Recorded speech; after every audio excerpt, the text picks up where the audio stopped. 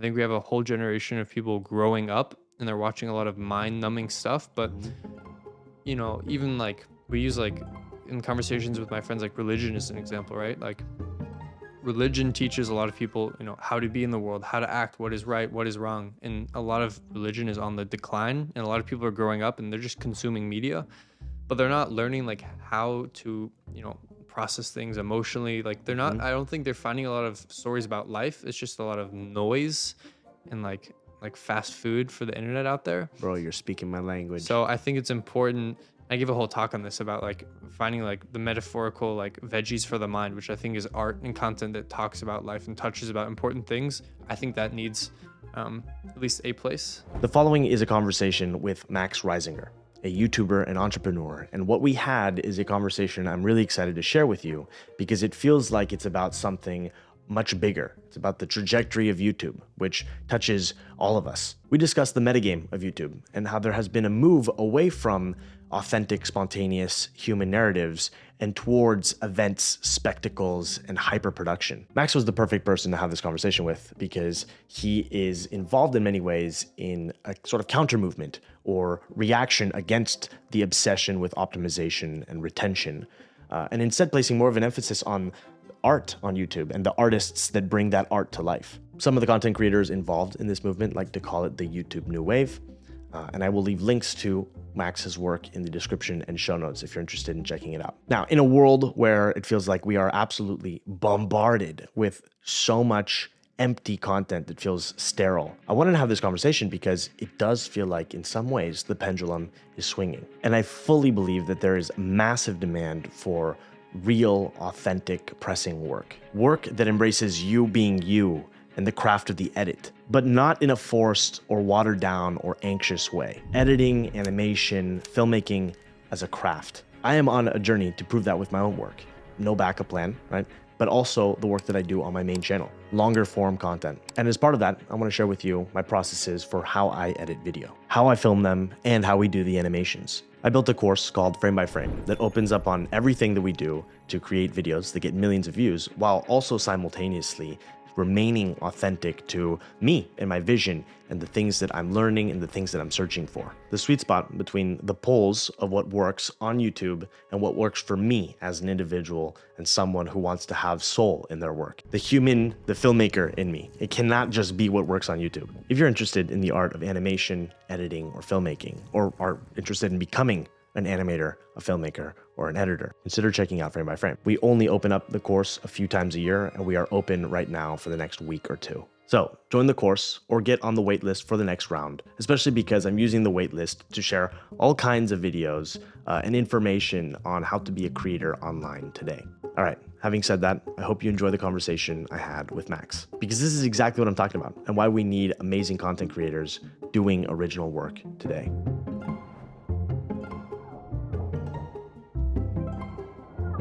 I feel like in social media, I've been thinking a lot about this analogy of athletes with content creators, because the lifespan can be so short, and things can change so quickly.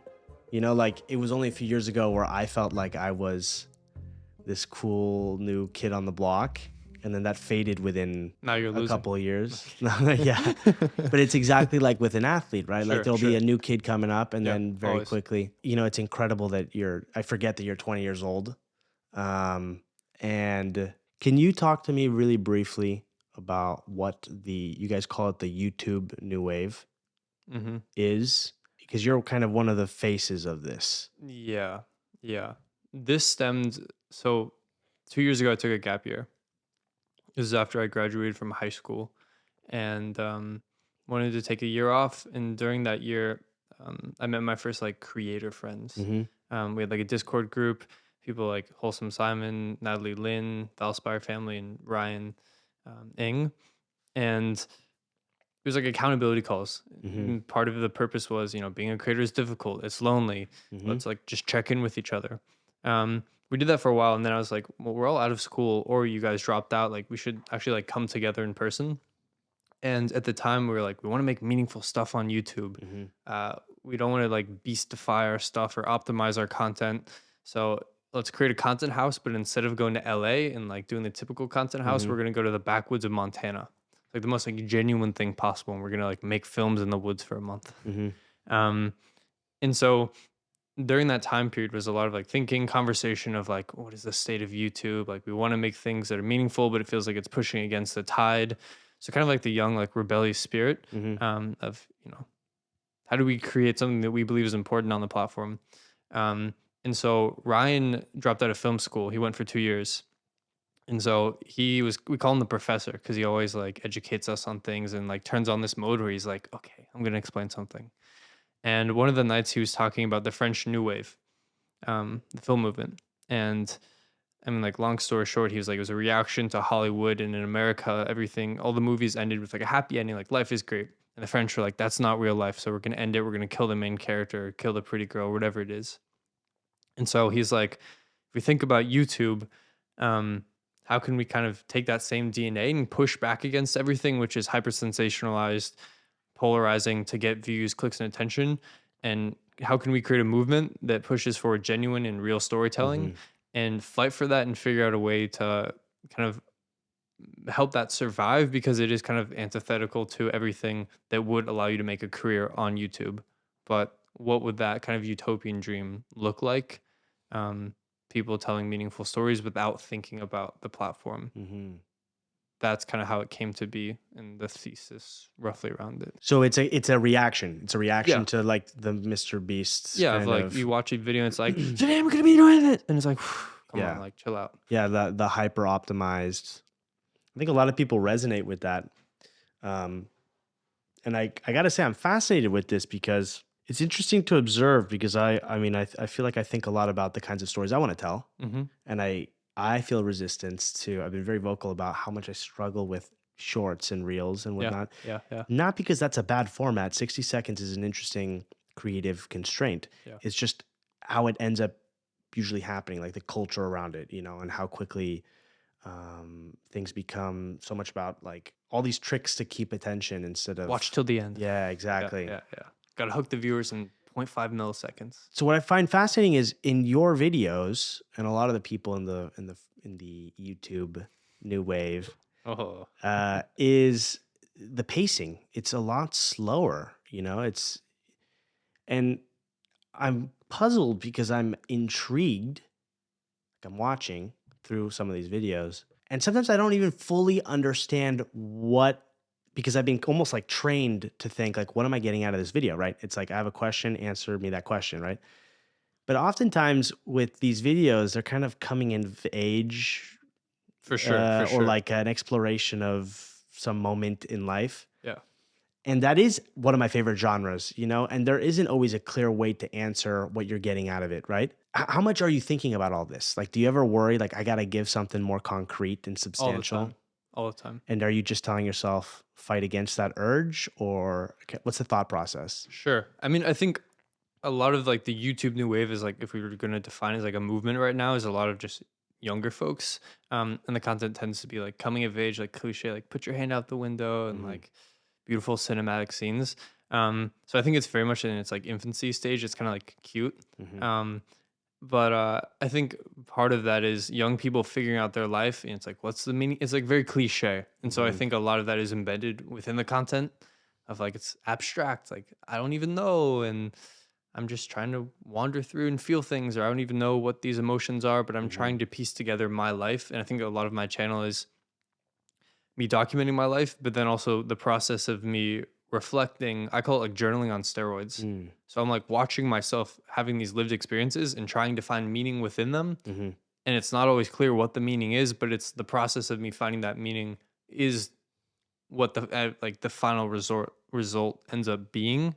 And sometimes there is no meaning, or like there's nothing that's like, it's not like wrapped up with a bow always. And it's, yeah, kind of goes against a lot of maybe what's common on YouTube, or even like viewers' expectations, which is again part of the YouTube new wave, is like, how do you just like put that in a box and just create something outside of that? But there are times where I feel like I have to explain, and I try to sit with that. If I could voice over the whole video and explain everything and give you the context, but then I'm just like voicing over my whole life, and it's like, but I go back and forth. I think about it a lot. Yeah, So it sounds like you make a conscious effort not to, like, to leave gaps for people sure. to sort of interpret. Is that what you're saying? Yeah, because it gets tiring. I don't want to. It's like I don't want to catch you up on the last like 2 months here and there. Like I'm at a point now where I'm kind of at the crux of like, do I even want to? I'm making shifts away from my YouTube channel being just the narrative of my life because I feel it's a bit tiring because there's so much context, and if you don't give all the context, it's kind of confusing. But Mm-hmm. then getting people up to speed and keeping them in the loop, I can't do that. Mm-hmm. Okay. So how are you shifting it away from your life? Because that's been such a core Sure. element, you know? Yeah. And Yeah. so Yeah. much of Yeah. it has been your experiences. It's really interesting. It's like you're able to share these experiences like in college Yeah. or that people are living vicariously Yeah. through. You know, I didn't Yeah. even go to college, and yet I'm sort of looking to see. Sure. It feels very much like the film Boyhood. You Mm-hmm. know, I Yeah. don't know if Yeah. that's I will. Yeah. Love it. Love it. Love it. like an Love it. intentional. Link ladder. So yeah. So how are you planning on branching it away from your life? Yeah.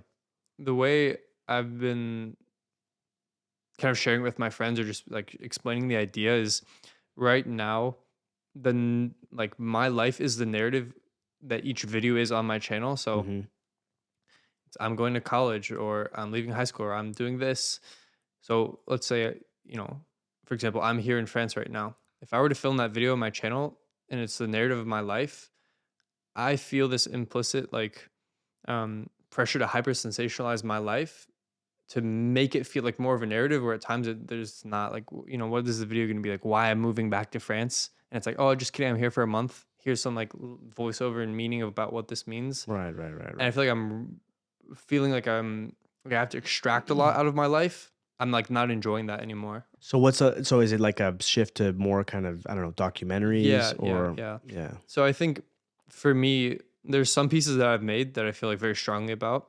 We were chatting about it before, but the road trip video, like Mm-hmm. there's certain stories that I still want to document and share, but I don't want to feel like my whole life has to be something I'm always thinking about documenting and figuring out what the narrative is. So the way I'm flipping it is there are ideas within my life, similar to your channel, like I want to dissect and I can add in elements of my life, Mm-hmm.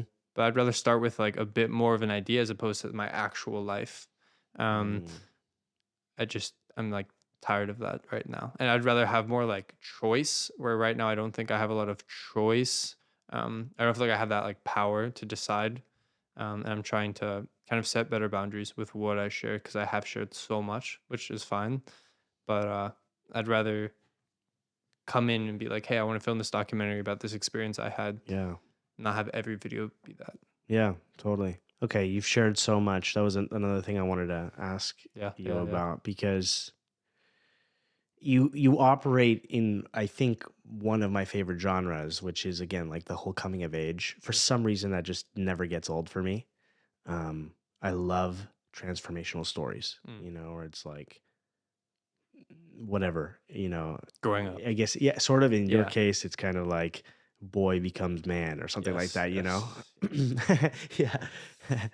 yeah, You yeah. go, but you know what I mean, right? Yeah, Like it's no, some for sort of sure. road trip or whatever. It Yeah, feels it's very like a film. youthful. Yeah, yeah. And I love that because it's personal and it's intimate. And that's what I strive to create and share as well.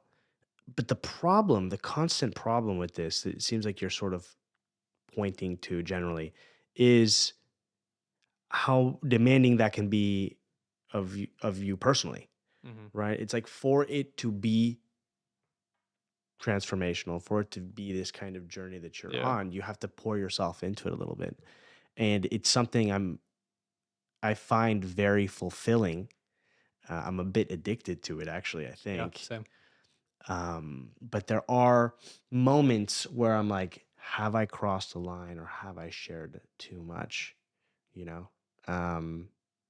And yeah, I'm curious if you have thoughts about that, if you felt like you've ever shared something that crosses that line, or if you Mm. struggle with that balance. Because you seem quite at peace with sharing an intimate view, an intimate window into your life. Like there are moments where I'm Yeah, watching your yeah, videos yeah. and I'm going, I think to myself, I feel like I shouldn't be seeing this even right now, Hmm. you know? Yeah, yeah.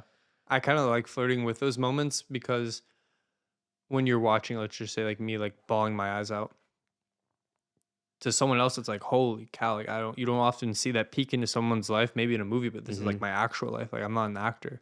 Um, but I will say, like, there's been maybe a couple of those like very intimate moments, but even then, that's like 1% of a 1% of 1%. Like I have so much control over my life, and a lot of people like you film your whole life, you're open about everything. I'm like, you think I am, because you're kind of like the puppeteer of your own life. I only choose what I share. Yeah. So I feel like I actually share so little, like so little. People have no idea what's happening in my Right. life, but I kind of create the illusion, not like in a like I'm trying to necessarily paint a false illusion. If anything, I'm trying very much I'm trying to strive towards painting the most accurate like depiction of my life, and that's kind of been like my obsession is how do I string together these videos so it actually forms a cohesive narrative, so it kind Hmm. of makes sense, so it's not just a video here, a video there, like you can kind of see that journey. Hmm. Um, but I feel like I had a lot more than people think, but it's like people remember the couple moments where I am very vulnerable, so then they're like, Mm. he must be vulnerable all the time.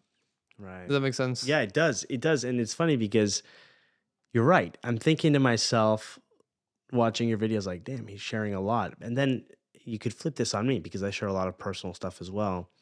And I agree with you completely. There's so much I'm not saying. Oh It's yeah. it's not even possible. I'd have to be live streaming all the Yeah. time, which I Yeah. don't want to Yeah. do. Yeah. I am ultimately selecting the moments that I want to share, and I mean, but that also creates sort of a different problem, which is like you're curating, right? Yeah. But at the end of the day, it's like, I don't know, it's sort of the conundrum of social media in general. Like Sure. you'll Sure. never do a Sure. perfect job. Do you feel the YouTube new wave is not necessary? Because I remember a few years ago, I had a similar mission statement Sure. where I was like, I just feel like there's a lack of authenticity out there. Mm-hmm. I want to provide something that feels more real. Yeah. And then I went on this journey where it's like, as I'm telling these stories, I come up against these limitations like, oh, damn, I can't show everything, you know? Yeah. Yeah. Yeah. Does it feel like it's about just telling stories that feel real, but it'll never properly tell the full story of your life? Is it like just this is how it is? Or do you feel like you're Mm. continuing to strive towards getting closer and closer to properly telling, stuff that feels authentic? Does that make Yeah. sense? Yeah. Yeah. Yeah. I actually don't think the more I think about it, the less the goal has become to like my definition of what it means to document my life or like portray my life or share that has kind of shifted from you have to know everything and know all the context versus what is a slice of life that people really relate Mm-hmm. to and that is life, like the road trip, right? Mm-hmm. There's something youthful and joyous about that where you can it's like how do you capture moments that people relate to that feel like life, but if you witness it, I don't know, like you can watch a video for 15 minutes, it's like I felt that, that's so human. You don't have to know 99% of everything else, it's like a Mm-hmm. film like Call Me by Your Name. It's not his whole life, you don't know the context of like Mm-hmm. most of the things, but it feels human. And I think it's how can you get those little slices of life in different areas? Maybe it's about college, it's coming of age or school or um these like human experiences that we can all relate to Mm. as opposed to what happens in between. But I feel like in my life or with my channel, I felt this pressure to share the in between to be the golden thread through those Mm-hmm. highlights. But I'm realizing maybe it doesn't matter. Maybe I don't have to explain. And maybe there's a 2 month gap and they can put it together or not. And it doesn't have to. Totally. So I'm kind of shifting that definition. Yeah. Is there like an induction process into this YouTube new wave? Are you guys picking who's part of it? Are there rules that you've created, or was it just kind of like a spontaneous? Yeah, This very is spontaneous. It was just like a word. And then Ryan wrote down a definition, and then I was like, we should use a hashtag under YouTube so it could be sorted. So now if you put the hashtag in the description, it'll show up and it'll sort all the videos. So if but you there's click, all kinds of videos on there, I think, yeah, a right? bunch, yeah. There's no rules. Like we just started Yeah, putting the hashtag. We haven't even really told people to create these videos, but yeah. there's over 1,000 now, I think. Wow, wow. Um, it's just a brief kind of like 3 sentence mini explanation like I gave.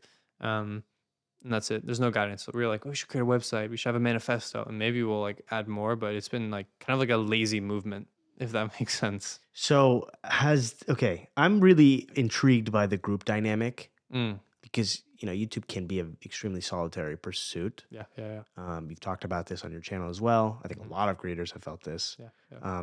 To make the leap from going on this sort of solo journey that you were on to operating with all these other content creators, have you felt at times a struggle or a tension of any kind, bridging that gap? Because, when you're in a group, there's all these different voices and opinions. Hmm.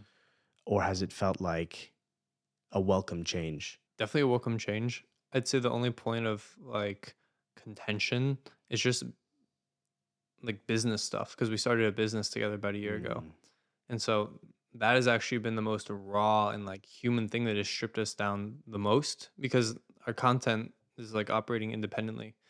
So there's not a lot of like clashing, because it's like we're not sharing a baby. It's like you have your kid, I have your kid. Maybe you parent differently, but mhm. like it's your kid. Um, so I'd say the most conflict now is because we are sharing a child, and that definitely sparks, disagreements. Um, and that's been a shift of like we're all like friends doing similar things together and going through that, and it really brought us together. And I never connected with people in that way, but now it's like we're married, um, and marriage isn't always easy. So it's a whole nother like dimension of our relationship that I think we're all like wary about. Of is it worth jeopardizing? Should we do this? And it's been really rough, but like in a beautiful way because I think we all know each other Mhm. so much better because of it. You said in the video that you never had like a proper friend group. Yeah. You kind of drifted, which I related to. I think a lot of people relate to that. Is this the first time you have Yeah. like This a is it. I have friends now. um, and more than expected. I feel like I have like a pretty large friend group now, yeah. of all these people, and it's beautiful. I finally feel like I have that group that I've always been kind of always on the outskirts of. So Yeah. it's huge. It's huge. It's huge for me. Dang, that's really cool. Yeah, and there are so many super talented filmmakers in that group. It's going to be really cool to see how things evolve. Yeah. Everyone's so young. Wow, that's interesting. So you don't feel like you are sharing too much, or you lose that grip of control in terms of the narrative that you're sharing on your videos. If anything, I feel like I should be sharing more sometimes. I feel like I don't share enough of my life now. Um, Not that I don't share enough, but I think there's more things I could say that would be helpful, but it feels like, oh, like that's a lot to explain, or it's Yeah. like, I think it's important at this point. It's not that it's like right or wrong to share in my eyes. It's more of, I think I've kind of given up, not like privacy, but more so my life is, I think, kind of a bit of like an experiment in terms of sharing of, Mm. for the past 4 years, you can watch me from 15 to now 20. Mm-hmm. Um, that's 5 years, but like roughly. Um, and even like outside of what I've shared, my relationship with myself is already like really bizarre because I've spent hundreds, if not thousands of hours watching myself, analyzing Right, myself. right, Again, right. like this journaling on steroids. So I'm like so deep into it where it's not even right or wrong. I just feel like there's like utility and like a lot of value, Mm-hmm. in me sharing and being open and vulnerable. And I haven't really seen a lot of downside as long as I have like boundaries in terms of like, am I, saying something about my family that would make them upset or something I would regret saying? But it's usually about like me, Mm-hmm. of like I'm feeling this way or I'm struggling with this. Not often is it about someone else, and I think that's where it'd be a lot more complicated. Yeah. And I've been like I've set a lot of boundaries there. Okay, and you began it when you were 15? Yeah, 15 and a half. Like Okay. about to turn 16 a couple months That is before. so young, bro. I mean, I started when I was 17, so it's Yeah, like yeah. not that big of a difference. But also it wasn't until I was 21, so older than you are now, Mm, before things started to take off for me. okay, yeah. And I was kind of grateful, to be honest with you, because I felt like I did not have the emotional maturity Mm, before then. I mean, I feel like I barely did at sure, 21, sure, and I sure, was sure. so overwhelmed when it happened. Mm. How do you feel about all this for yourself? Like, like do you feel like starting at 15 was too young? Or, I mean, do you look back and you think to yourself, I'm like, I could that's have fire. waited No, that's longer? fire. No. Like, I'm like, hell yeah. I wish I started at 14. It's so cool. Like 13. I wanted to do it at 13, but I was like too scared. Um, Okay. it's so cool to have that catalog of me growing up. And I think everything that, again, like that I have shared, it hasn't broken any crazy boundaries. If anything, it's just like maybe embarrassing because I'm like, oh, that was kind of cringe, or I was super awkward on camera. And you keep that stuff public? All of it. Yeah. You keep it all public? All of it. There's nothing to hide. It's like I want people to see that too. Of like, this is me when I was 15. And I'm like a little too afraid to even look in the camera in my first video, and you can kind of see me awkwardly like put it away. Um, I That's want to not that watch. cringy. Yeah, I mean, it's not but like for myself, right? It's like I'm not putting like anyone else at harm. It's just myself. And again, like my life is up as an experiment. Like you can watch this progression, you can see the transformation. Like Right. the whole channel is actually the story. Like if you zoom out, like you can see it. Um, but I love the idea of documenting this for myself when I'm older, for my kids, for my grandkids. Mm-hmm. And I think everything I'm sharing, I'm proud of, and I like stand behind. Mm. So I don't see a lot of downside at the moment. That could change. Yeah. Are there particularly cringy moments that spring to mind that you'd be willing to share from this journey that you've been on? Sure, I sure, just find it really interesting too because cringe is actually quite subjective sure. Yeah.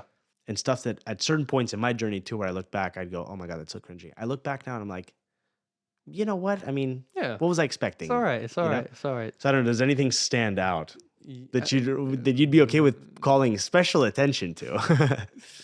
So if you go back to this video, Yeah. um, I mean, there's more thing. I guess I look back and I'm like, holy cow! Like, how did I do that? Like, I'm not cringing for myself, but more so, I had this very like fearless attitude for certain videos. Even though I started the channel, I was very shy, very like socially kind of anxious and introverted. But the channel was my transformation because I moved Mhm. to France and I was like, I have 7 months. I'm gonna start this channel. I'm gonna come back a new person. So I like filled myself up with a lot of confidence. But even like my third video was my first day of French public school. I didn't speak French, but I was walking around with a vlog camera. Bro, I look that's back and crazy I'm to like, do. holy cow, it's like probably awkward for other people, seeing me just like I'm like, yeah. And there was a while where I did a lot of like goofy dancing and like in my videos, and I like looking back, it's like, whoa. But it was so me. Hmm. And I think I was actually a freer version of myself when I first started because I didn't no one was watching. Right, right, right. And so looking back, I feel like I'm a bit more not like rigid now, but You're definitely calculating. I'm more calculated. I can't not think, and I was just like free back then. So it's not Yeah. even cringe, but like I applaud myself, but I don't think I would do it now in the same way. But I Yeah. strive to get back to that point. But nothing cringe. Like I've done a good job, man. Maybe someone will find something cringe, but Totally. so far so good. So, what propelled you to make things? Was it this feeling of loneliness that you've kind of talked about a lot? Because I do feel like a through line in the videos that you make and in the videos that I make, to be honest with you, especially lately, We're lonely men. is like relationships and Sure. connection and trying to figure that out. Yeah, I don't know. Is that one of the things that has propelled you, or what would you say has pushed you Yeah. to make videos? What was the catalyst when you were 15? I think part of it was the transformation that I really wanted for myself. And I saw the channel as a way to get out of my head because I am very analytical. I love to think about these things, dissect things. I always was a little bit lonely and on the outside. Um, I mean, if I like really psychoanalyze myself, like maybe it was like I live so much in my head, and my channel was me wanting to like I call it like a energetic echolocation of like I want to share like ideas and things and um like who I am with others in hopes that they like receive it and it comes back to me in a positive way. And I think maybe part of the channel was I'm gonna share little bits of me, and if it's positively received, it comes back. That's like a it's like a good thing. Um, and I don't know. I don't know if it was that deep. Just wanted to share, make videos, and like that was all I had at that point. I think it was like this Okay. is my only chance. This is like my way out. I could make YouTube videos like that. That would be Right. cool. And then it evolved to like, oh, actually, want to document a bit more. It kind of shifted meanings. So, what is that? What is that shift of meaning that has taken place? Like, what motivates you now? What is it that sparks Yeah, that yeah. kind of feeling or whatever the thought? Like, okay, I can make a story out of this today in Mm-hmm. 2023. Mm-hmm. Yeah, it shifted from like spark of inspiration to then okay, cool, people are actually watching. Oh, cool, I can document maybe hints of like, whoa, what if I got views? To then, oh wow, I can actually build a community. Like when I first had some videos blow up, it was super community focused for a very long period of time. Then that kind of like scared me. Why'd that scare you? Just managing it, like I built like a government to run like I don't know 8,000 person community. I had like 60 like full time like kind of like intern staff during the pandemic working Oh around the my. clock. Like I'm talking like 30-page document outlining all of our like government procedures of how we handle things. We had a whole like structure. It was like a whole like country that I operated during um Everyone was sort of a similar age. all similar age, but like all around the world, like So this was like a every Gen country. Z uprising. During the pandemic, everyone was just like lonely. But like running that was a huge responsibility. And not that like I ran it, like I had a team like basically running it. Um, but it was like young folks. It's like a bunch of like high schoolers, emotions, people, a lot to figure out, but Yeah. there's all it takes is a couple people to like freak you out maybe. I don't know A like how couple to of like things articulate. happened. It's just like some people get upset or something isn't handled the right way, or there's just a lot of young folks with hormones, emotions, during the Yeah. pandemic, people are struggling a lot. There's just a lot going on. It felt like it all pointed back to me and I had Right. responsibility over these people. And that felt like a lot that I didn't know how to handle at that time. Yeah. Interesting. So you disbanded it at a certain point? Kind of, but it got to the point where it was just like certain people were like, not like coming after me, but like I just tried to like run away from it at the end because like, Yeah. like oh my god, it was just like avoidant, like anxious, kind of like Right. holy cow. Okay, so your channel began as a way to become a better version of yourself. Then it became very community oriented. And now where are we? I just want to make money. No. um. Okay. Then when I met Ryan 2 years ago, roughly, or maybe yeah, like almost 2 years ago. Ryan Ing. Ryan Ng, yeah, Okay. Who has who a YouTube channel of his own. YouTube channel, Also Montana. the guy who came up with the term YouTube New Wave, right? Yes, Yeah. the Okay. originator. Um, I sent him one of my videos for review. I was like, "What do you think?" Because he was like the film prodigy. Like one of his first videos blew up. Still I think one of the best videos I've seen on YouTube today. The iPhone commercial video. I don't know if you've seen it. I'm not sure. Before then, whenever I gotten feedback on YouTube videos, it's like, "Oh, this is great. Add this, maybe add that." He like ripped it apart in like the best way possible, but it was very humbling. Of like you added music here, these lo-fi beats, but it didn't move the story forward, and this was too long or that. I was like, holy shit. He's like, what are you saying? Like, what's the story here? I was like, story? Like, what do you mean? Like, before then, it was like, what is an idea I want to share? Like, Yeah. what am I going to say today on YouTube? And he shifted my mentality from what do I want to say to what do you want to make someone feel? Mm, And that never come to mind before when thinking about YouTube. And that kind of shifted and started the YouTube New Wave and all of that.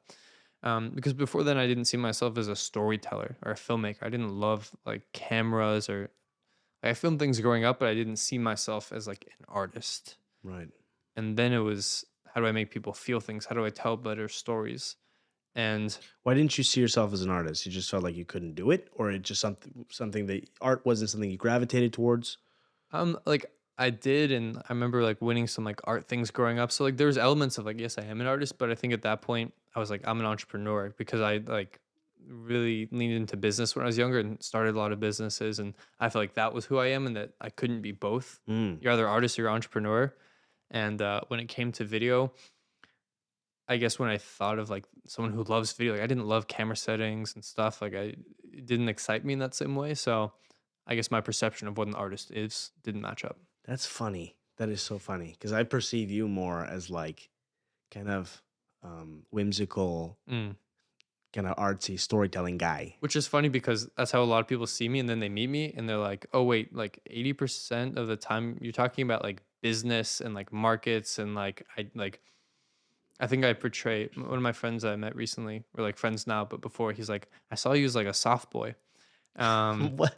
he was like you share your emotions, you're vulnerable, you're crying. He's like in person, like I don't know how he described it, but he's like not that I was more put together or like less emotional, but I think what I share tends to be these more emotional, vulnerable pieces. Yeah.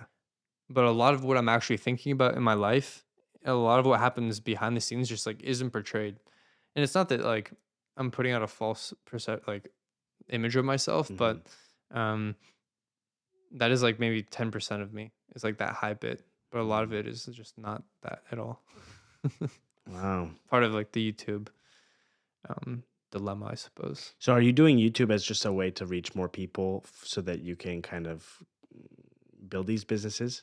Not even like I mean, the businesses are somewhat independent. Obviously, like there's like an engine kind of that like feeds itself, or like having like a personal brand. Yeah. Sounds so like cheese, but like definitely Yeah. helps you have authority. And I've like learned a lot from it. But This is so crazy.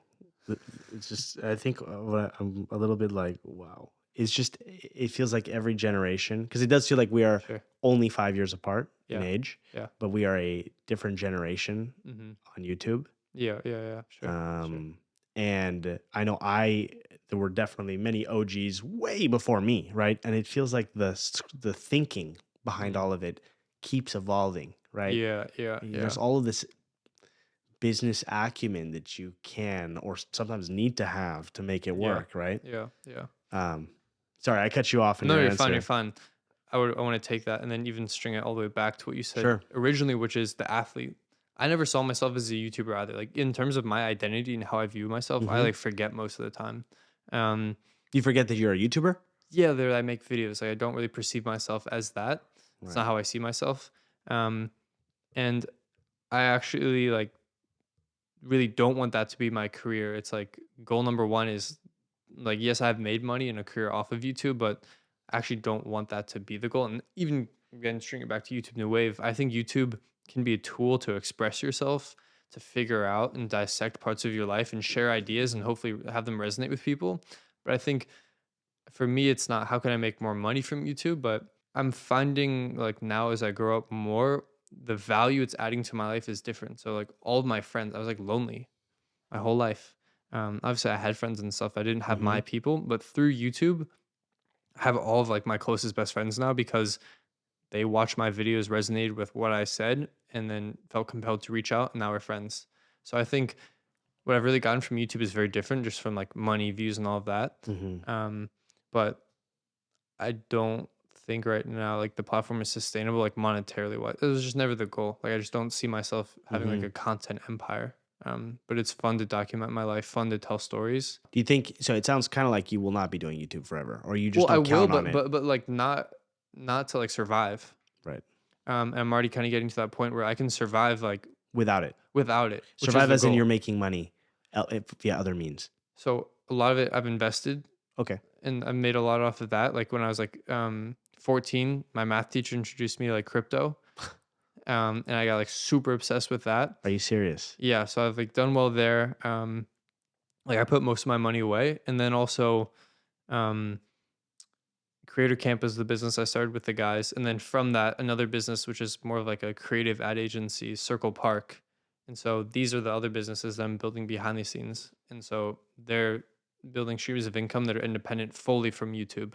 Um, so that's how I can And what's survive. the motivation to do this? Is it exciting to build things? Is it, if YouTube, if the motivation to do YouTube has changed over the years, originally becoming a better version of yourself, then community, then perhaps developing the muscle of storytelling, right? What are these businesses? Is it for financial security? Is it the excitement of creating something bigger than yourself? Like, what is it? What do you think pushes you to do this? I love it, and they happened by accident. Like Creator Camp stemmed from us trying to do the house in Montana again. We bootstrapped the first one, but the second one, we're like, we have followers. Someone should be able to sponsor this, right? Hmm. And originally we had a pitch to Polaroid to sponsor the first house. We're like, this would be an incredible campaign. Like we're going to the woods. We're seeking genuine moments. We're trying to Hmm. create content that is like authentic. Like the Polaroid camera to capture these authentic moments like fits perfectly. So we made this whole pitch deck, Hmm. a whole video, sent it to their whole team. No response, nothing. Um, the second time around, the same thing. We were pitching it to brands and like, hey, we're not interested in sponsoring a house. Like, what are the deliverables? This, that, and we kind of came to the point of, how do we think bigger? Um, and what is something that brands would understand? We're like, oh, they probably understand like an event. They'd sponsor an event, not a house. So, okay, let's do this event. Who are you going to invite? Why are we going to invite them? What is the ethos behind this event? And then once we do this event, we'll have money and we'll live together afterwards. So Right. just do the event so that we can live together. Kind of flip things around. So we spend all these months planning this event.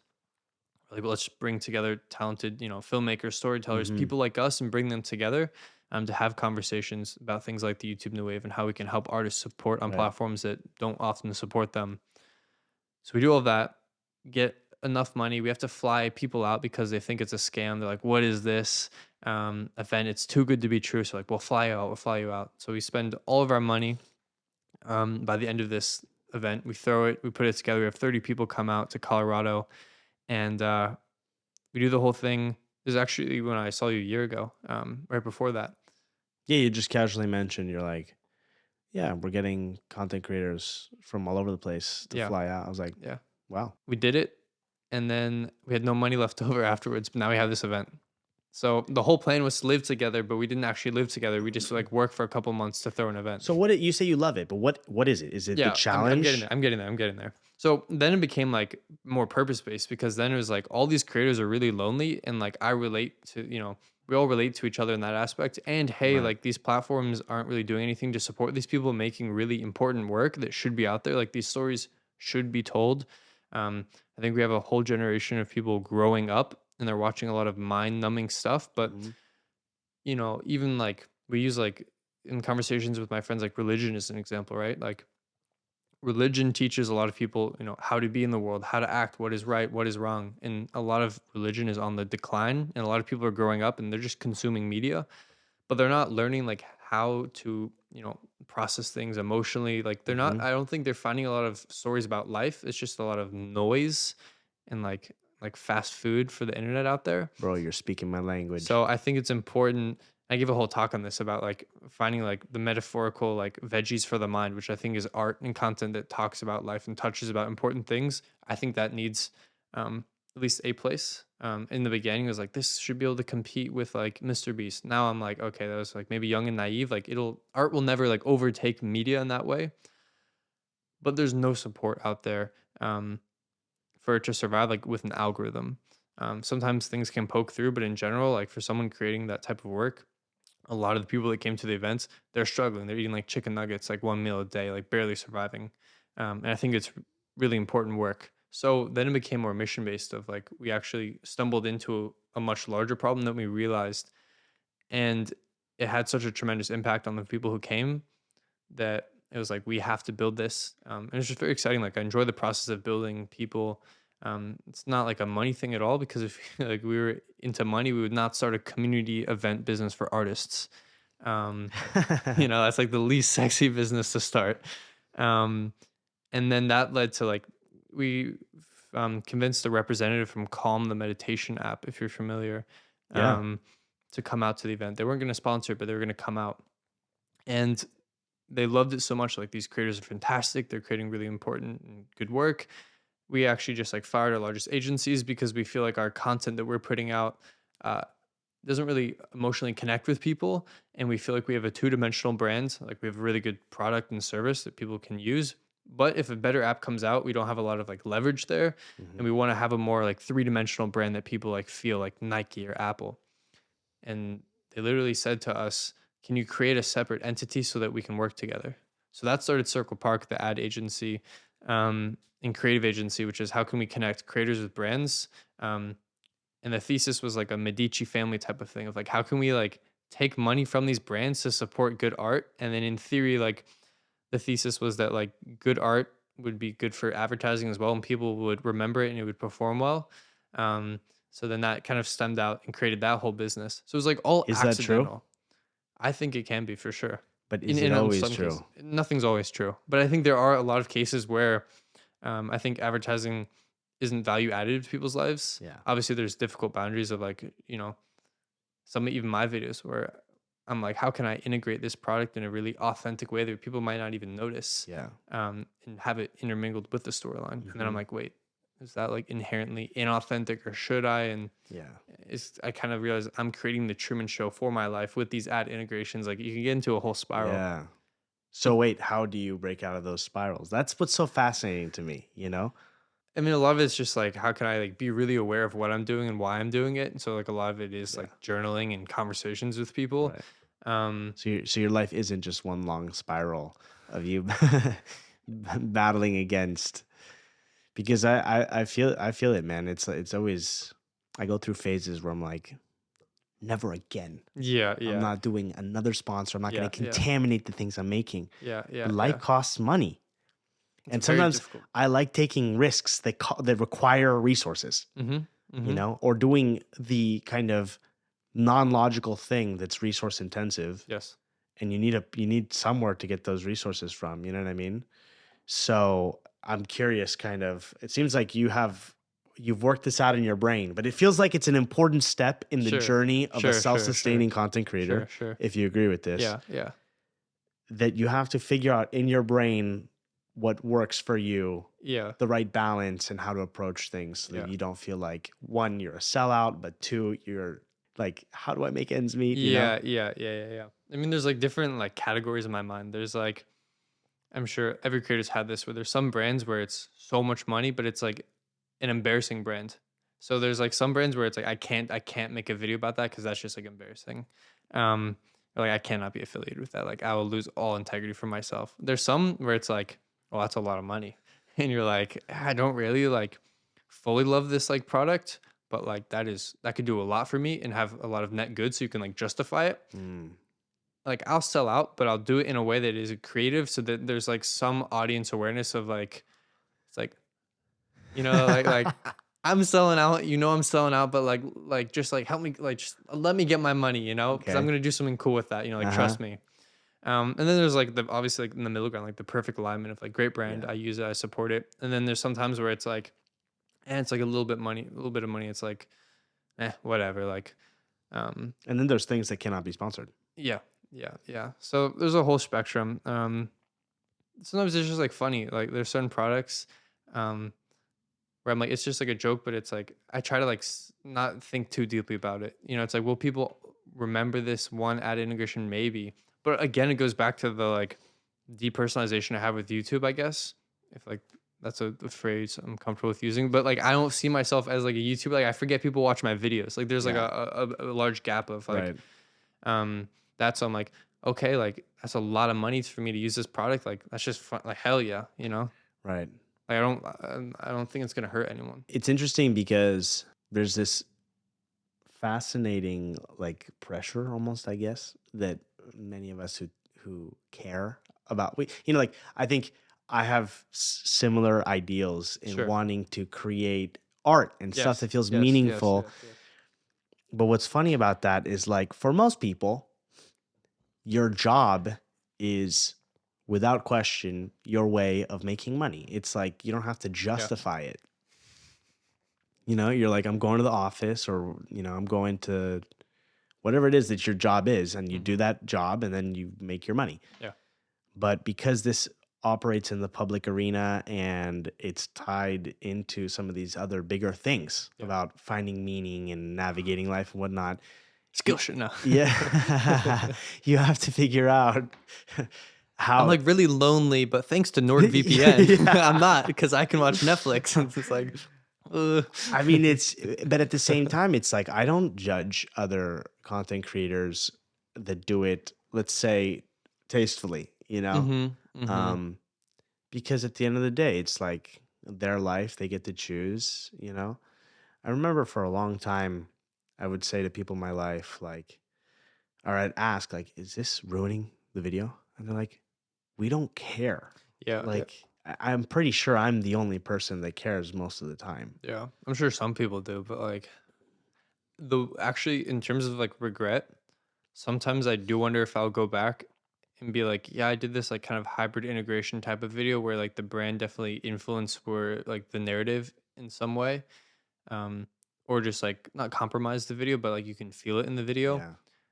Am I gonna just look back and be like, is it really worth it for that amount of money? Like I'm kind of polluting my life if the original Yeah. purpose was to document it. But then Right. I'm also like, maybe that company won't exist and it'll be like a kind of cool like vintage Yeah. like time capsule of like, yo, remember Skillshare like 30 years ago? Like if But they're not that's around, like maybe it's kind of cool exactly. because it's like historically like relevant to the time period of like remember when everyone did those ad integrations? So maybe it's kind of cool. I have a Vintage. similar It's thought.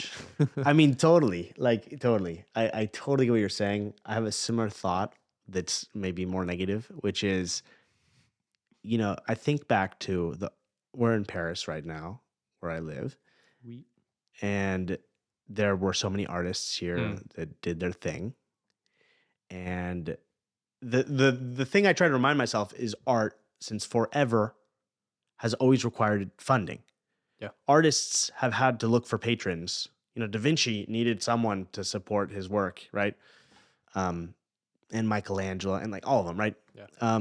And so I think about the big artists that were here in Paris and they did their paintings and they were in exhibitions, and like you don't have an ad on the painting. Like the art feels untouched. And there are moments where I think to myself, dang, a huge amount of the things that I make have these things inserted. These stains on the canvas. I don't want to call them stains because like at the same time, it is that allows it to exist even. Yeah. There Yeah. have been moments where I've tried to Mm, step back and really just disconnect from sponsorships or mm. like really slow it down. And it does slow down the output that I'm able to Yeah. make. Yeah. Yeah. So there's a relationship For sure. that I try to remind myself of. And also it allows me to make other things that are separate projects that would not be possible otherwise. Mm-hmm. Um, and so I try to keep that in mind, but it is kind of a funny thought that, and it's also, like you said, a reflection of the times that we live in. And maybe it's best to just embrace that in this day and age, we have access to these incredible tools and can do these incredible things. Um, and, you know, and I'm lucky to even have brands or people interested in working with me that can fund making more of these sorts of things. Mm-hmm.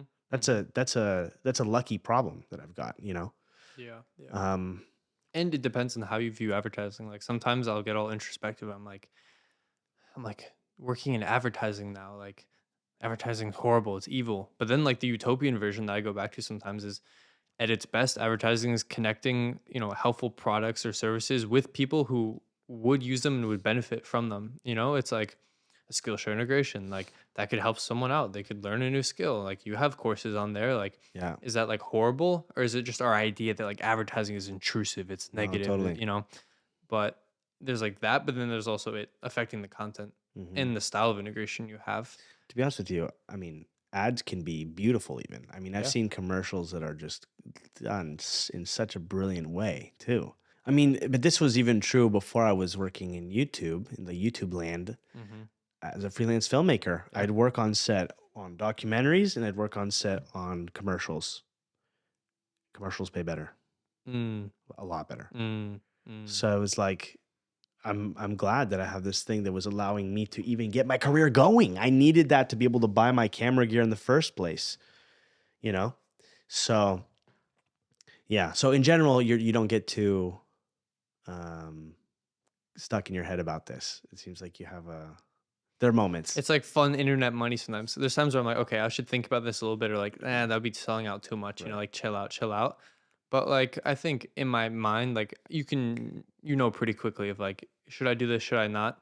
And then if I shouldn't, like, where does it fall on the spectrum? But I don't think I've done anything like too horrible in the past. Yeah. Um, but Yeah. that is why also like escaping YouTube more and more is like ideal so that it's never a thought. But then it's like dumb internet money sometimes where it's like it's a bag. Like, come on, like that's crazy. Like I have to like I gotta take that.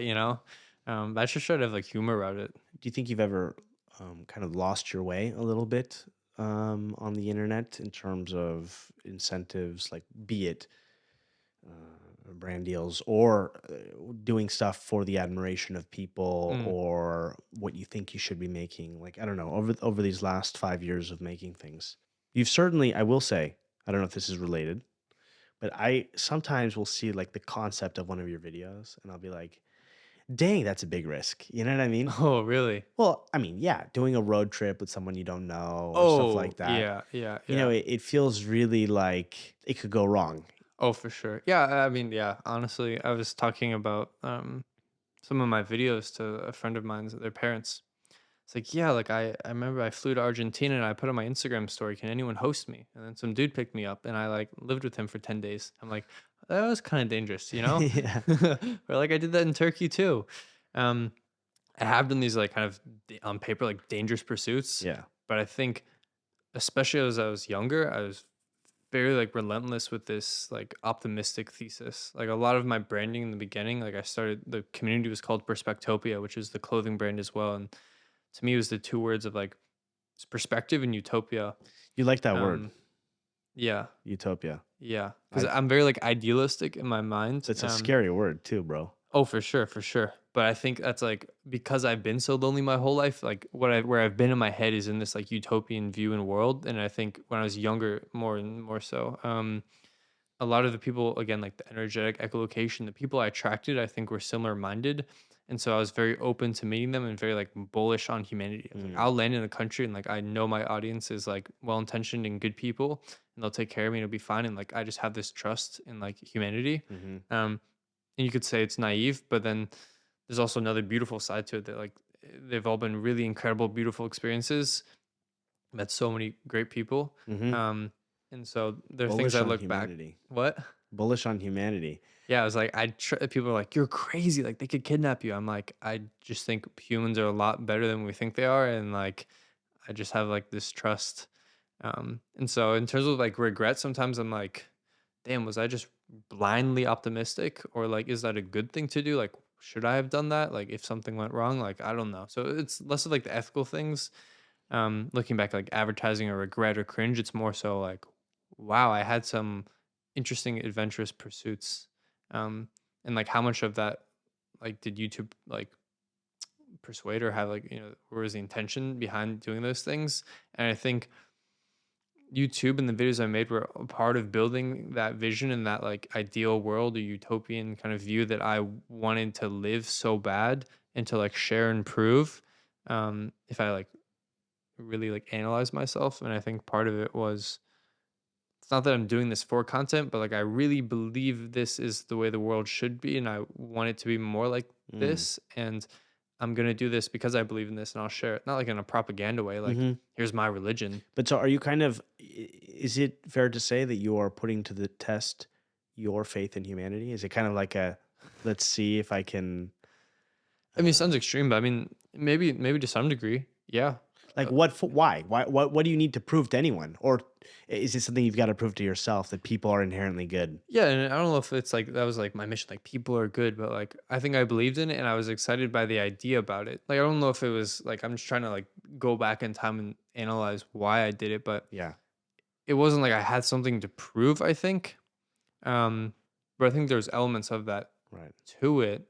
Um, I just thought it would be exciting and I wanted to do it as well. Mm. I think there's a lot of different factors. I'll give it time and Yeah. there's more to like reflect upon, but Do you feel like people are inherently good? at their best, yeah. Yeah. I But think I think it can like at our best, it's like when we're like children, like we're like smiling, like we're good things. I just think like when you bring in other elements like fear, like ego and power, like it can flip the other way. It's not like mhm, good or bad. But I think again, like at its best, like all humans should be good if they have like the right environment and surroundings. And the mhm, world isn't like a utopian place, but like I wanted it to be as much as it could mm, be. Because I think I grew up um in a time, and even like during the pandemic and stuff, where like everyone's on like social media, TikTok. My generation, like to me, I was like everyone's just like out of it and just TikTok out, and no one saw the world as a beautiful place. I felt, I came back from France. I was like super fired up. Like the world can be great, life can be beautiful. I like found self help books. I was like running, exercising. I was like life can be great. Um, and that was where like a lot of the optimism was. Is like life can also be shit and like horrible, but there's still like some light within that you can use. It's not like the world yeah, is horrible. And so I was like, wanted other people to see that and to connect with it because it had such an impact on my life. So it was like definitely. the 7 months in France changed my life. I want it to also help others as well. Dude, you said a lot of interesting things there. It's funny to me that you mentioned everyone's so TikToked out, Yeah. which I agree with. And at the same time, it is because of that they are not seeing how beautiful life is. Mm-hmm. Because if anything, what we are seeing on social media is like filters that beautify you and remove, like you can remove all the problems and like you can edit out all the inconvenient crap. And somehow that's actually less beautiful, Mm-hmm. you know? Yeah. And it's kind of this weird thing that if you're in it, it's hard to see it. It's like you're in it. You have to kind of Yeah. step out to see that. You know what I mean? Mm-hmm. But it's an idea I'm definitely playing with a lot recently as well because it's I don't know. I even feel not even just on TikTok, but just in general. Sometimes when I tell my stories, Mm. it can feel tempting to edit certain things out so Yeah. that Certainly. so I can tell the perfect like insular story. When I was telling the story of running the marathon, Mm-hmm. um, I don't know if you saw that. I did. Oh, you did? Okay. Yeah. So, I keep there's up. I keep up. appreciate that, bro. You're one of the few people I watch. I thanks, man. I don't assume. I never like to assume anyone's seen. Sure. Yeah. But anyway, in that story, like even as it was happening, I didn't want to include the part about me being afraid of like Mm. shitting myself Yeah. Yeah. literally Yeah. Yeah. Yeah. while Yeah. running, even though that happens a lot to Yeah. runners. Because it's just so embarrassing. And then as we were editing it together, I was like, I think I have to include this. I have to. It's Yeah, like the yeah, yeah. most human, most real part. It's what makes everything else awesome, you know? Mhm, mhm, mhm. Otherwise, it's kind of it's just it doesn't have the depth and the rawness of a full story in my view. You know, it's Yeah. just I just trained and ran this marathon. You know what I mean? Do you feel a responsibility almost? Is that what it I felt like? do. Like I have to, because I if I do. don't include this, this is like I do. it's like empty almost. I do feel a responsibility on a deeper level even. Yeah. It's like if I am committed to becoming the best storyteller that I can be, Mm, which is one of I would say it's perhaps my professional north star. sure. I have like personal north stars as well. Um, but if my objective is to become the best storyteller I can be, there's no way around this. Because if I edit out giant things like that, I'm editing out the soul of the story, right? But what it quickly becomes is this exercise in how vulnerable can I be online? Like, what can I allow? Because it's tough. It's been difficult. And over the years, I think I've pushed the boundaries. It's like, Yeah, yeah. for this is why a couple years ago I shaved my head. Mm, I was telling my therapist, like, I was just like over and over again worrying about, oh my God, my hairline's so high. And it is, it's like, it's pretty high. But, and I was so stressed out about it. And I think mm, being locked up during COVID really played a role as well. I was like staring at it in the mirror. mhm, mhm. He's like, shave it. I'm like, shave it? What do you mean? What? And not just that, I shaved it and then I shared the whole thing to the Yeah, world. yeah, yeah, yeah. And that essentially removed the fear. Like I don't even think about it or worry about it, Wow. Ripped it anymore. off. Ripped Whoa. it off. I would say for all guys that are afraid of balding, instead of like, doing some complicated, expensive hair Sure, treatment sure. thing, which you can if you want. I'm not going to judge you, but just shave it off first just to see for yourself and then make a decision from I'm actually there. pretty good looking bald. It's all right. I mean, it is like I think it can be a very masculine look. Sure, yeah, I don't know. It's also people see way past that sort of thing. yeah, yeah. They energy is a lot more. Energy is sexy. Energy is sexy. I think that's so if you're confident, you can own it. I think it like I feel this. I don't think I've spoken about this often. I just feel like there's no like there's a reason why like you want to take photos on like film. Like you had a video on this like way back too, I remember. Um of like this like desire we have towards like analog things, and sometimes like Yeah. why it feels good, it's human. It's part of like the Polaroid pitch too, and like why we went to Montana. It's like we have to go back to our roots. There's like something human and analog in our DNA that like we can't escape Hmm. from, that is so like us. And I think that is also like going back into the content of like there's just not a lot of real life out there anymore. Like when is the last time you felt something human on the internet? And it feels like I'm also bullish that like we'll get so like TikToked out and like mediated out, that like we're just so desensitized to everything that like we're actually gonna start to like crave like content that is real. And that's again like the YouTube new wave of like I want to feel something that's like human. Like I want to see something a little fucked up, or like even Mm. AI and stuff where like it's so perfect, but um like you can get existentialist about AI and stuff. But Hmm. like who like would you rather date like a robot, like a perfect person, or someone who's like a little fucked up? It's like you still want someone who's a little fucked up, and that's what I always have to go Mm. back to of like even my ex-girlfriend, the things that annoyed me the most about her in the beginning are what I ended up loving the most about her in the end. Mm. And like that's what I kind of always go back to when I try to center myself, when I'm like, damn, like I feel like I'm in college and everyone's just like it's like they've been brainwashed. And maybe Because that's of me like TikTok. looking, maybe I'm like some people that are like on the 9 hours a day, like I saw their screen time. And it's like how could you, 9 yeah, it's insane. It's insane. hours. Like it has to change you in some fundamental level. And like Jeez. I feel like different. I'm like like not a different species. Like maybe I'm being too extreme, but like I find it very difficult to like relate, or just like, Yeah. and I always felt that way. And But but maybe dude, it's heightening it, or maybe I'm like yeah. thinking, looking too deeply into it. Like, I'm not sure how I feel about all this because I think, the internet does this, but I think this was already how things were mm, even before. mm, I just have this belief that there's always going to be this dynamic.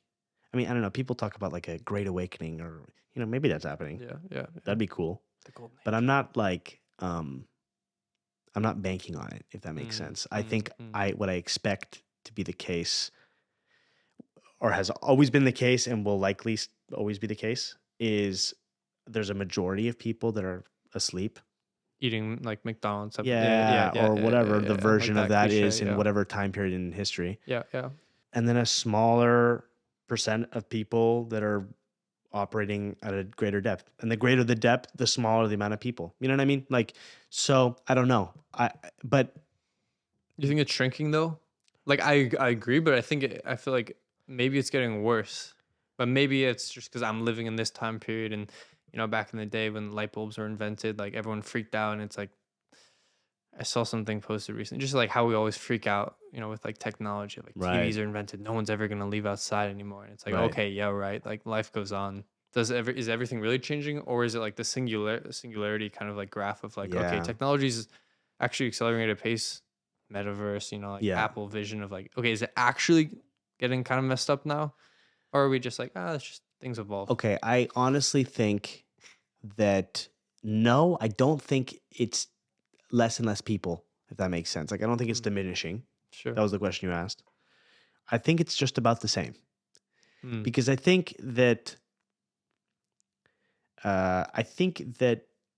if you're on a spiritual journey of some kind, if you're like exploring stuff more deeply, mm-hmm. it doesn't matter what technology or what thing comes up, that Sure. yearning, that searching is going to still be happening. Mm-hmm. So you think it's like innate, that like I spiritual think so. journey? I mean, You're born with it or it's you're like not. people like you and maybe the other creators in the, I keep wanting to say French New Wave, in the YouTube New Wave, they kind of give me a little bit of hope of like, okay, so not everybody's going to do the TikTokified stuff. Yeah, You know what sure. I mean? And that even in this world where we're already bombarded with so much stuff and it's so overwhelming, there's still people searching and wanting to do something different and something real. And, uh, I don't know what it is, develop more of an emotional intelligence or, whatever else kind of comes with the things that you guys are making. Right. Um, Certainly I'm trying to do that. Right. Mhm. And so, and I also think that if we were to remove all of these things and somehow go back in time technologically, still most people would be asleep, because in life, it's like the easiest thing in the world to be distracted. You Mhm. could use anything to distract yourself, right? And even in the times of like the ancient Greeks or Romans or pick any time in history, it's like you have some people really thinking and searching, and then a lot of people are just like going about their lives, Which right? is fun. It's fun. Which is Ignorance is fine. bliss. Everybody is on their own Yeah, kind of yeah. stage in the process. I'm not even claiming, I mean, this sounds condescending. I'm not even claiming I'm like further along in the journey. It's just, Sure. there's just a part of me that is on some kind of search that I can't even fully understand, but Mhm. it's where I'm at. And what, with or without AI or with or without Yeah, yeah. uh, social media algorithms, I will be doing my thing. You Mhm. know what I mean? Mhm. Um, I don't know. Do you click with that or do you No, feel I agree. I think that's where I'm just like at my core more stubborn where like I hate the idea you're of me trying to wake people accepting up? that. Yeah, and it's not that like I'm gonna like wake people up or change. It's like I just I felt kind of my like own like mini awakening. Like I feel like I'm a lot more human now. Like I'm very in touch with like my emotions. I'm Mm, vulnerable. I'm able to deepen relationships with others in my life, and it feels like a lot more rich and fulfilling. mhm. Harder. Like I feel like I widen the domain. Like I feel more. Mm. Not always like positive stuff. But in a way, it's a good thing, right? Because the richness increases. Yeah. But it's been like such. It's like eating like fresh fruit. If you eat like really good, like even in Europe, right? Like the food is so much better. You feel better. Imagine you go to Europe and eating all this great food. Like you kind of want your American friends to be like, yo, like check us out. Like check it out. Like it's like an explorer of like going to like the Caribbean for the first time. You want to go back to like, Spain, be like, yo, guys, look what I found. Like this is great. Come on. It's Yeah. kind of that where like it's had such a tremendous effect in my life where I just want other people to have that because I'm like, yo, it's great over here. Like Hmm. not that it's like utopia.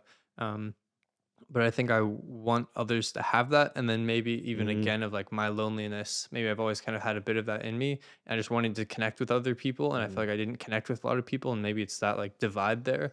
I'm like, maybe if you like changed what you consumed, you would be able to be more in touch with some things and we could Hmm. like connect. Like it's like maybe a primitive thing, like a social thing. Like I want more humans to like get along or I want to Yeah. be a part of that. So this is interesting because it's like I'm a bit split. It sounds like I don't even know where I stand on this, but I feel like you're on a personal journey, bro. Like Oh, for sure. you're going on this journey, you're making these things, Yeah. but it's ultimately a personal journey. I don't know how much you're actually waking other people up, if that makes sense. Like I don't know what it is exactly that can spark that in someone. But like storytelling, like emotion, like I get like DMs, I'm sure you do as well, of Yeah. like, hey, I watched your video, it popped up and it like changed my perspective on things. But Now I moved to this country, like right, like there are like some like pinpoints of like right. not being like, it's not my goal to be like I'm gonna wake people up. That feels like a very ego driven Yeah. thing, but I think you can point to certain things where media and art can shift someone's life to some I degree, agree. right? Okay, so this is nuanced. I totally agree. And I do believe that it's extremely important to keep making art and telling stories because that's how we make sense of the world. So I Mm-hmm. totally agree. But That being said, it's like people will say things and you don't really know what's actually going on sure, internally. You know sure, what I mean? sure, Like I sure. can't be inside someone's head. And I think for a long time, Not yet, not yet. I just think for a long time, I tried really hard to understand, like get inside someone's head or like figure out what my actual impact is or what. And I don't do that anymore because I'm not other people. I don't know. You know what I mean? Yeah, And yeah, all I know is maybe the things that they tell me. But even then, it's like you just don't know. yeah. There's things that have you ever looked back on a DM you sent or a mess or a comment you left on an old video or whatever, and like years later Yeah. on YouTube or elsewhere on the internet, and then you're like, wow. Like you're not I feeling said the that. motion that Yeah, you felt yeah, at that yeah. Yeah, moment. for sure. Yeah, yeah. That's what I mean. It's like I don't know. And I'd like to think that the things that I make or make, like the conversations that we're having, Sure, like a sure. conversation like this one that we're having right now Mm-hmm. can spark thoughts, spark conversations. Yeah, You said yeah. this podcast has sparked conversations Mm-hmm. for you. So that's cool to Yeah. hear. Mm-hmm.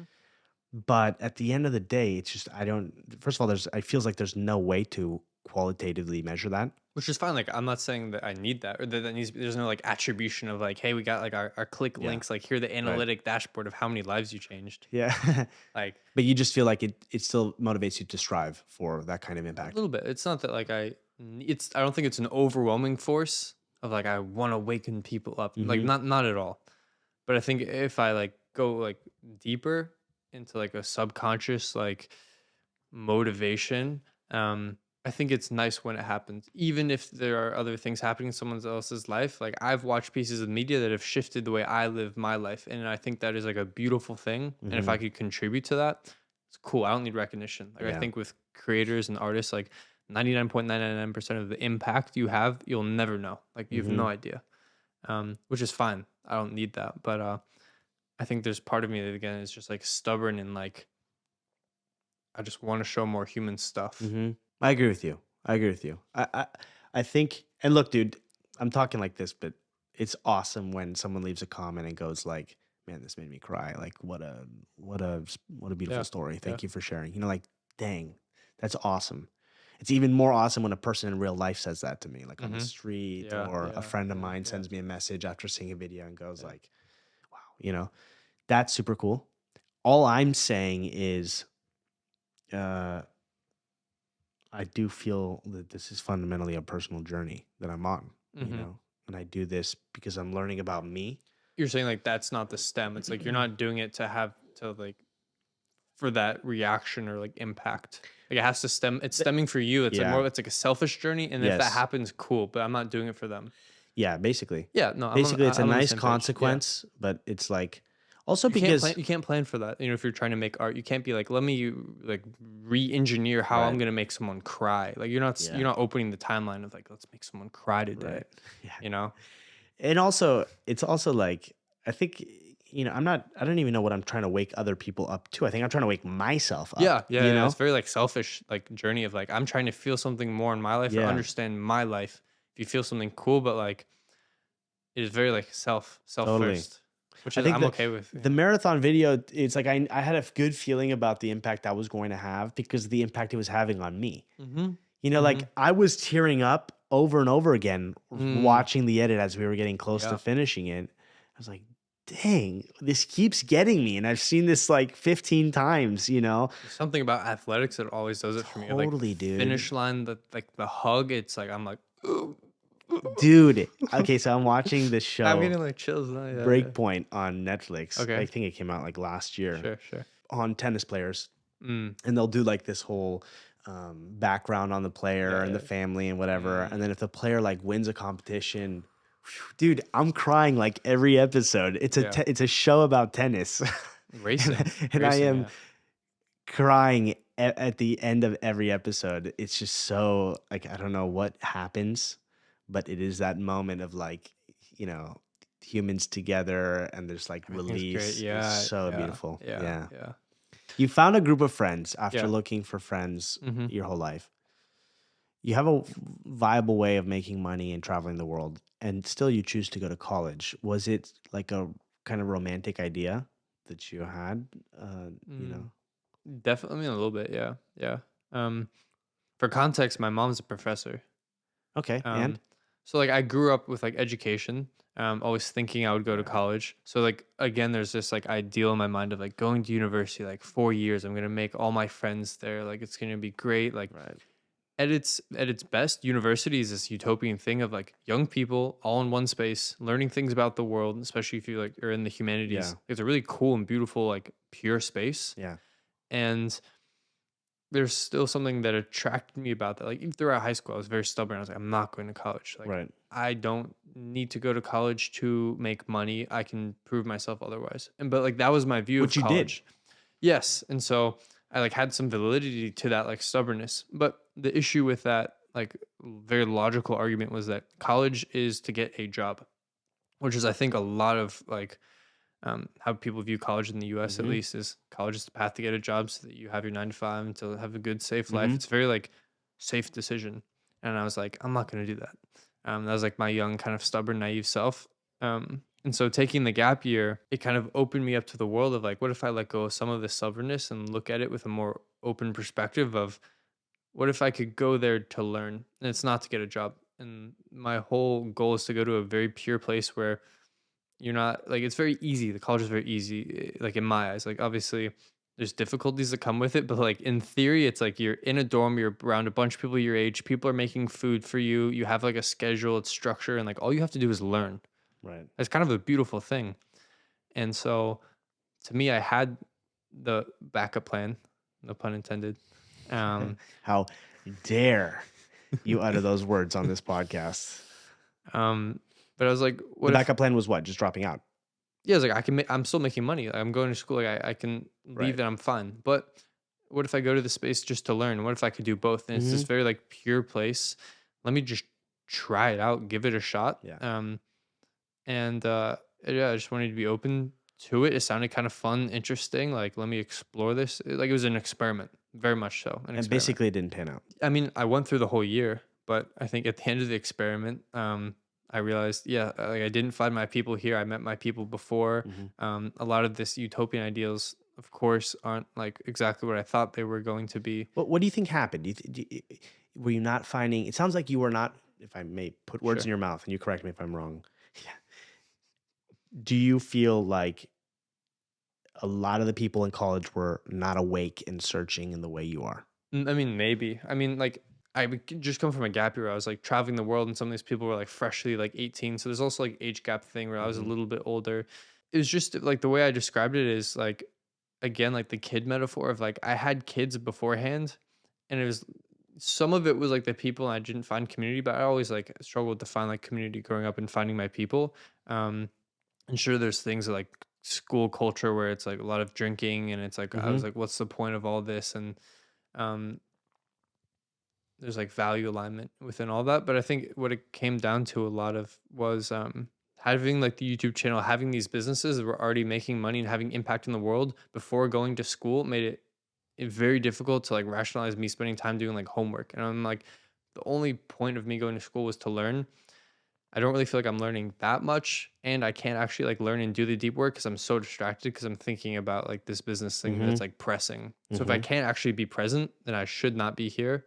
Um, so that's kind of what it came down to ultimately. What are the biggest things you learned from this year in college? Um, And it could yeah, also be, I don't know, things like how much yeah, you're actually learning from your life outside of college. I don't yeah, yeah. know. I mean, like I think for a lot of people, college can be like really incredible. It's like a really beautiful spot. Like I mean, it's You not just if nervously laugh after I ask you this question. I mean, if you take money out of it, like because that's like a whole outrageous thing. But if you take that out of the equation, um, in theory, it's a really good like incubator. Like I think it's really good for a lot of people to like spend time. You're around other people your age. You're Yeah. learning. You're existing. Like you're maturing. You're growing up. And it's not saying like I don't need that. Like I think it's like a journey that you have throughout the rest of your Hmm. life. But yeah, I think I just learned that like it just. I mean, I learned it's not for me. But that it is so great for so many other people. But it just like wasn't what I was supposed to do. I don't know. I just Hmm. don't think it was meant for me. Totally. I don't know. Nothing. There's nothing too like controversial there. I mean, some of the frat parties were like disgusting that I went to just to, like observe. But like, Disgusting. yeah, just like some of the culture and the drinking and how people treat each other and just like there's a lot of like Give me specifics, bro. jockey dudes. I think that are just like bro, and maybe that's part of the awakening. If I'm like, if I was with you one on one, like I know I know you're feeling things. Like I Yeah. know you're struggling somewhere, and like you're just not gonna express it, and you're just gonna be like, "Sup, dude? What's your major?" Yeah, like I saw a lot of that, and it's fine. Like that exists everywhere. Like I just have a lot of empathy for those people. I think, Yeah. like a lot of college. I think why I was like sad to me is there's a lot of people who are unsure of themselves. Of course, you're young, you're trying to figure out who you are, but everyone's kind of banding together and playing this fake kind of like reality game. Yeah. And I think I described it in a video once as like a drunken cruise ship where it's not actual reality because there's no like cause and effect relationship is another reason why I really disliked it is it didn't feel like the real world. There's no responsibility. You can just go out, you drink, class, like you don't have to worry about a lot of things. Some students definitely do. I don't want to like be like desensitive or like desensitizing No, like no, I know privilege. you're saying every single college student in the world has no sense of responsibility. Yep. Yeah, that was pretty much it. But like when you're around that environment where there's like my school had a lot of like wealthy kids as well who don't have a lot of responsibility and Yeah. there's a lot of like carelessness in the air and like you feel that in your environment like it Yeah. washes over you and you can't like ignore it and so that was also just like like I want real life. I Right. want like action consequence and a lot of that didn't exist. I was like what is going on here? It's like not real life. Right. Were you wanting it to be like Boyhood, the film where it's like it's culminating, Yeah, and yeah, yeah, yeah, yeah. were you thinking about that film when you went? No, I didn't watch it till after. Oh, Yeah. and then how did it feel watching it after your experience in college? Was it like, oh, this is a Hollywood version? um it's kind of I don't know. The film I was just like I've known about the film for so long and then watching it I was like I actually didn't love it. I was like, "Oh, okay. That's it." Like, it Oh, was just like gaps. I was like, like I kind of preferred like Before Sunrise. also a fantastic film. Yeah. Yeah. Well, it's funny. It really matters when you see a movie. And I Mhm. Mhm. actually, I watched Boyhood when I was like 17, 18, I Mm. think. Okay.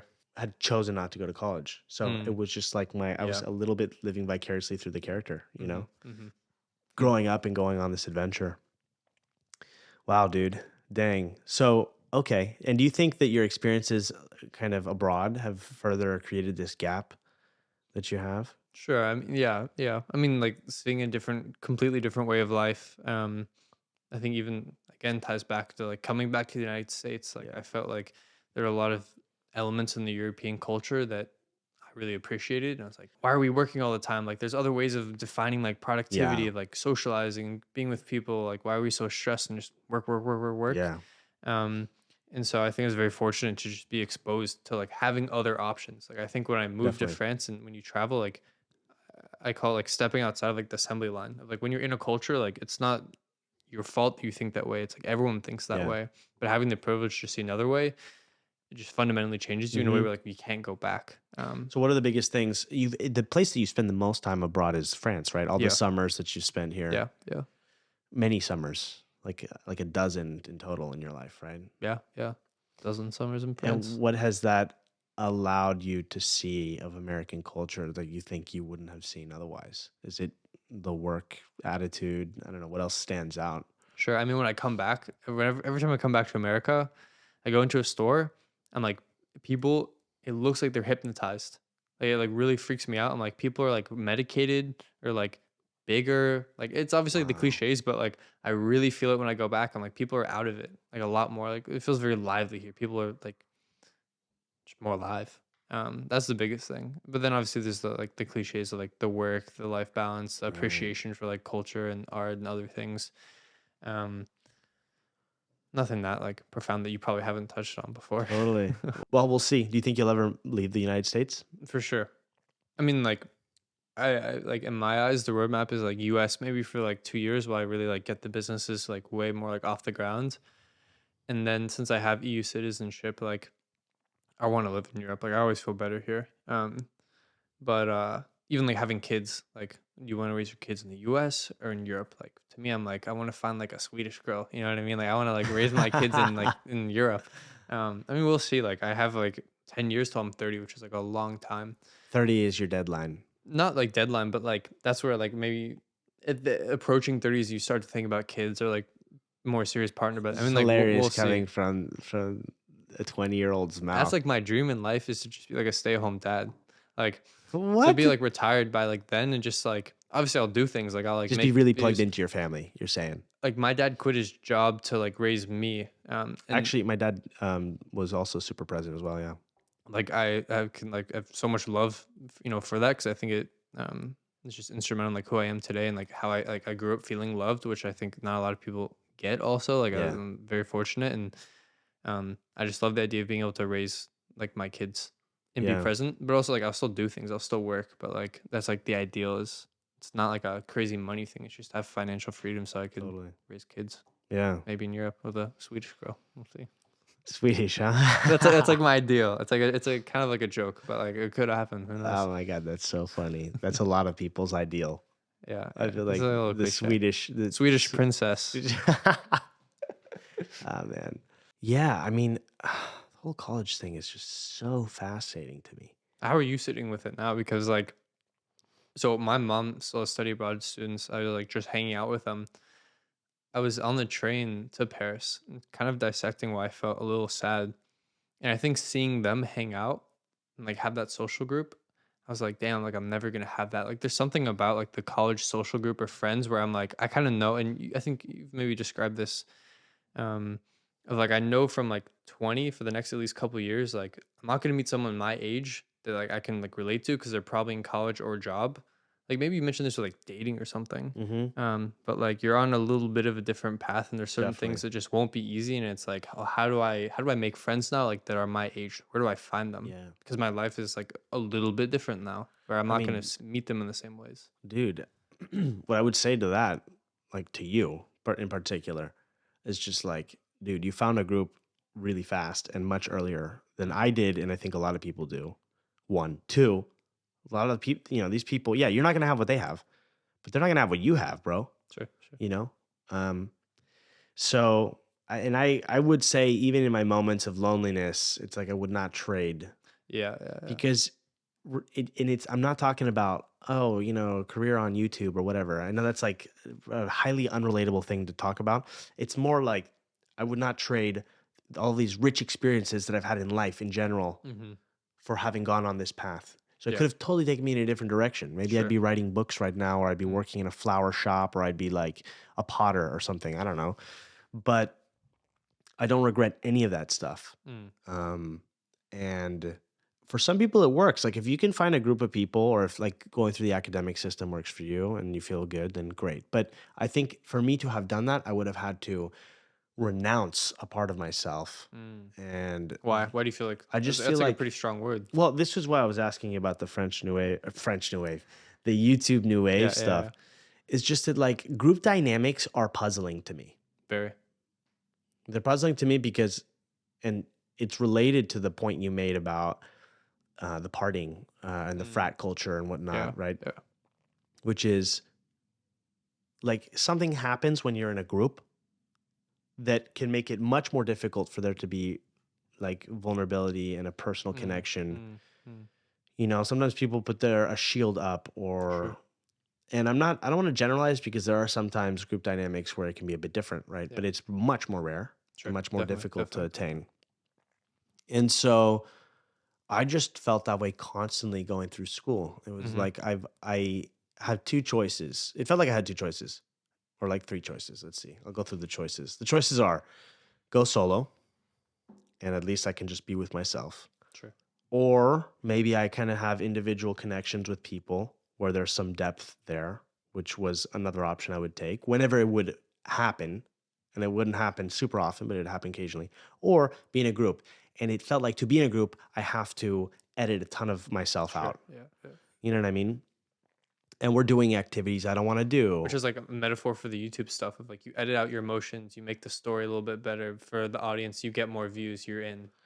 Yeah, actually, definitely, definitely. And so I just felt like it just made me feel sick, that we were doing things that I just wasn't interested in, that I Yeah. wasn't nourished by. Sure. So I let that go. You know what I mean? Um, and so that's what I mean by it was Yeah. something that I had to let go of and I had to go off on my own.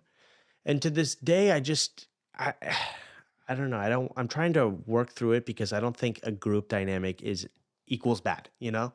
It's just that I have a general aversion because I've noticed a pattern, which is all Yeah, of my definitely. favorite interactions happen in smaller one-on-one Mhm. Mhm. or like a group of like 3 or 4. But the more people you Yeah, add, yeah, yeah, yeah. the more chaos agents and elements that you can Mhm. kind of introduce into the puzzle, and that can change the whole dynamic Yeah. entirely. Yeah, yeah. You know what I mean? Um, and so, but that's just me. I mean, like that's just my way style of operating. No, I totally agree. Um, and yeah, I think, and to go back to your question, I think like, yeah, it might take some time for you to find more people, but I think you're already doing a great job of broadcasting your values and the things you care about, and it's already clearly attracted a lot of people into your life. Mhm. Because you've been reaching out, but also because maybe some people have been reaching out to you. I don't know. Yeah, yeah, yeah. Um, and yeah, I think that's just an important thing to keep in mind. Like these sorts of things take time, but it's worth it. Mhm. I just remember, yeah, just desperately wanting to find my group of people. But I'm coming to the realization that that is actually going to be an ongoing thing Mm. because I wanted to get to a place where I would find this group of people and then I'm set. Boom, locked Yeah, in. yeah. That's it forever. But that's not how it works for me. Yeah. It's like I connect with people, particularly in certain phases of life Mhm. where Mhm. we're really aligned and we're yeah, just the conversations or the things we're working through are really aligned. But then like you just can't stay frozen in time like that. You know what I mean? Unless Which there's is something keeping you together. right. Yeah. Which I think was maybe one of the things that you sort of described when you were in college and you were saying like I got my group of friends, but I'm also looking to make new connections still. It's. Mhm.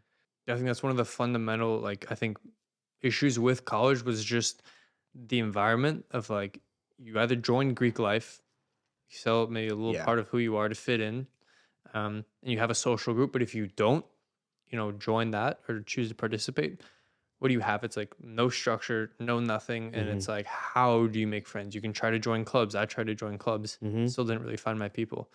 And then it's like, damn, like you have nothing else. Maybe you meet someone in class, but even then, it's like, where are there interactions that can create opportunities for vulnerability, which Mhm. could maybe allow you to connect with someone? And now that Mhm. even goes back to the social media stuff of like everyone's on their phone, you're going to class, you're on your phone. Like Mhm. there's no space for that, like, I don't know, entropy or like random interaction where you Mhm. could be vulnerable with someone.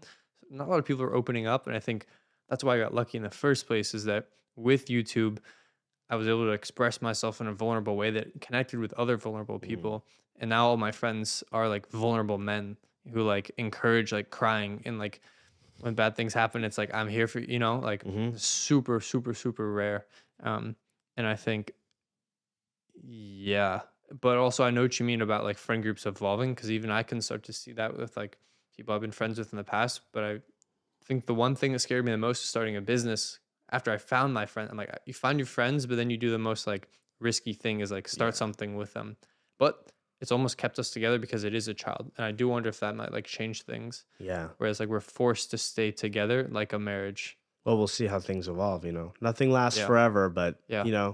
hopefully you guys can go the distance, Yeah. and And we'll I'm see. I'm Yeah. definitely rooting for you. I appreciate that. Yeah. Yeah, I think the role of environment's incredibly important. It's like if you find yourself in a place where the culture is very different from the sorts of values that you're looking for, then it can feel like you're swimming upstream, as in the case of like you in college. But I felt like this in many different environments that I Mm-hmm. found myself. And yeah, I think it's like you maybe sometimes have to cultivate the right environment for yourself if you're not finding it, and Mm-hmm. it happens bit by bit. It's like human. It's your tribe, like your folks. Like that's like wired into us. Of like if you're not around like a tribe, you're like probably get anxious, like depressed or whatever. Like I'm pretty sure that's like probably correlated. Fact Yeah. check me, but like it's like a human thing. But I can't stop. Basically, what I'm trying to say is, I can't, even though I have a lot of really great people in my life, Is it not enough? Does it not feel like your it's idea of what you thought it should feel like? Is that what it well, there is? have been moments like that, and that's more related to expectations, a mental thing. Okay.